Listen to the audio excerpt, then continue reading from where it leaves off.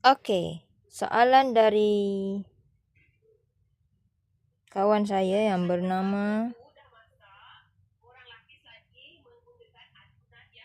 sekejap ya, saya nak cari nama dia sebab nama dia panjang. Barry Valentine John. Kawan yang lain-lain lah. Lain-lain kepercayaan. Okay. We are respect. Okay. Soalan dia adalah, soalan Barry. Soalan dream. Macam mana pengalaman akak baru-baru ini? Kat stream akak by dream, dari dream, soalan dari dream. Okey, akak jawab ya.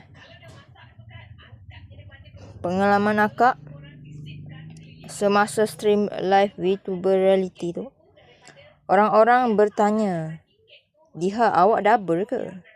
Jiha pun jawab, ya, saya double. Tapi saya dah lama dubbing semenjak daripada Facebook dan daripada TikTok dan daripada Small. Saya kenal orang-orang dubbing.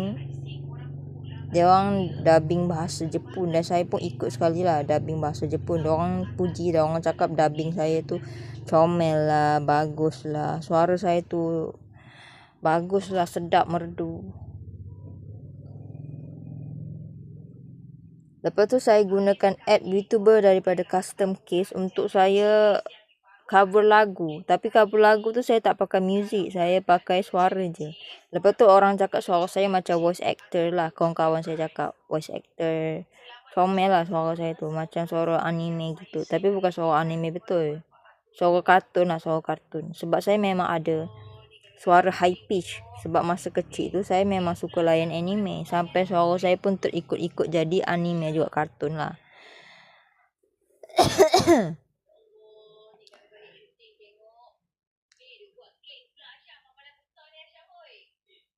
Tapi kat reality tu betul-betul stres lah bagi saya pengalaman stream tu.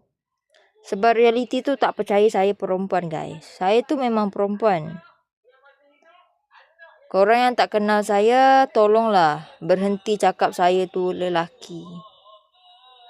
Berhenti cakap suara saya lelaki. Kawan saya cakap semua suara saya perempuan. So, saya perempuan lah. Korang bukan Tuhan. Korang tak tahu